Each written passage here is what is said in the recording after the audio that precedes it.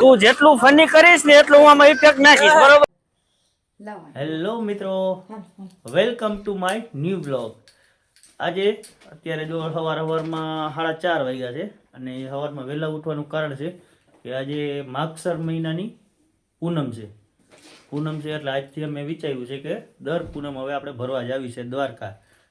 અમારા અહીંથી 180-90 કિલોમીટર થાય. અત્યારમાં જો વાગ્યા છે 4:30 થયા છે. આ મેડમ રેડી થાય છે જો. અને અમારે આજ ફેરે પર્સનલ ગાડી લઈને નથી જવાનું, આજ ફેરે જવાનું છે ટ્રેનમાં. એટલે અમારે અહીંથી 10 કિલોમીટર સ્ટેશન છે.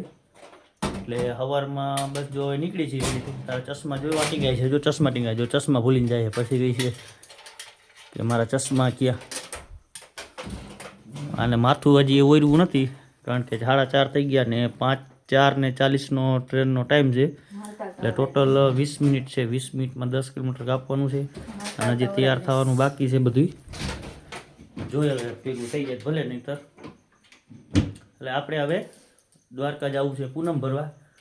એટલે આગળ હાલો રેડી થાવ, કમ્પ્લીટ છે. ચાલો લઈ લ્યો, જો બેગ લઈ લ્યો ફટાફટ, બરાબર? બચ્ચા પાલટી હોતી છે.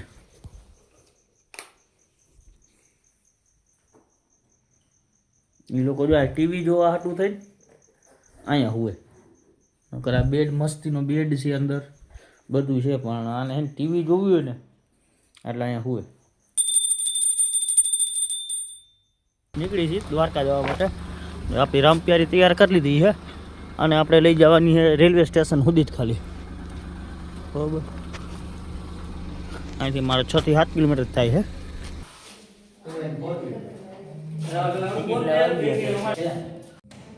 જો મારો વારો આવ્યો ને તો આ ટિકિટ હલવાઈ ગઈ અંદર. ટિકિટ મશીન બંધ થઈ ગયું. મારો વારો આવ્યો ને કઠણાઈ ગયો યાર.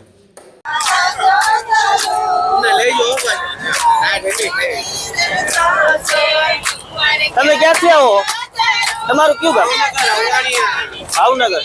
આ બધા લોકો ભાવનગર થી આવ્યા છે. દ્વારકા, ભાવનગર થી દ્વારકા દર પૂનમે જાય છે બધા. અને ભગવાનની ભક્તિ કરતા જાય. જો ધૂમ ગાતા જાય ઠેઠ સુધી.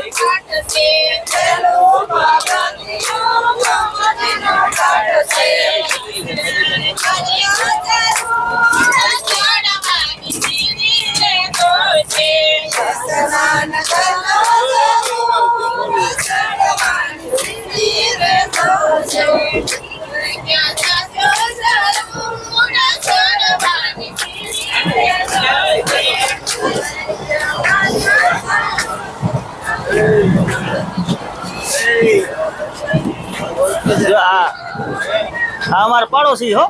હા ભાઈ, 4 વર્ષથી દર પૂનમે દ્વારકા જાય છે. તમારે ક્યાંથી આવો તમે? ભાવનગર થી.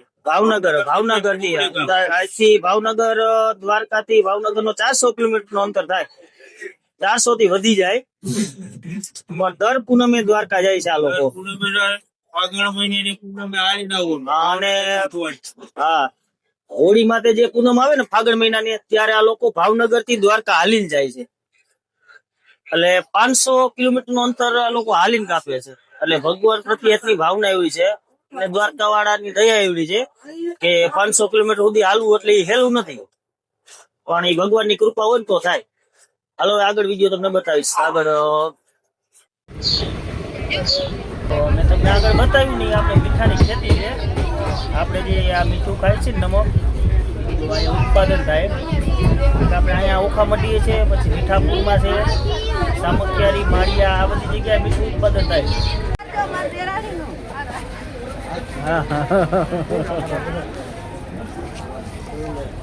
આપણે હવે જો પહોંચી ગયા દ્વારકા સ્ટેશનમાં. જો આ કેટલી ભીડ છે જો. ચલો માર ભેગો જ છે. અમને સીટ મળી ગઈ એટલે બેહવાની મજા આવી ગઈ. આરામથી પહોંચી ગયા અમે. જો ઓલા ચા પીએ છે, જો ચા પીએ છે રહ્યા. ખબર વગર ના ચા ઉતારવામાં એટલે કહું તમે જો તું જેટલું ફની કરીશ ને એટલું હું આમાં ઇફેક્ટ નાખીશ, બરોબર?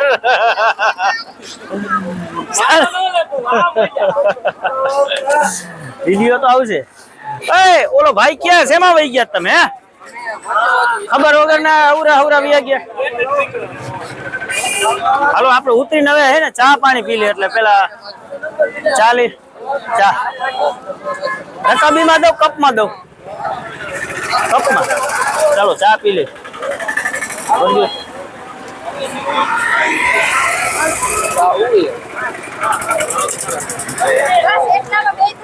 બે ને નો થાય તો એક મને કપ દેજો ખાલી. જો આપણે એને બચત ચાલુ કરી દીધી. જો અહીં દ્વારકા આવી તો બચત ચાલુ કરી દીધી. બે અડધો કરી નાખ્યો. આને તો કોઈ દી ચા જઈડી નથી એટલે ઈ તો આખા ઠપકાઈ રહ્યા. હે એવી બધી ચા આવે ભાઈ. ઓલું વાંદરા તો શું બેઠું? વાંદરા નું વેણે જો કેમ બેહી ગયો હે? એમ તો અમારી ચૂકવણી ઈ ચૂકવશે ને. હે એવું છે બધું.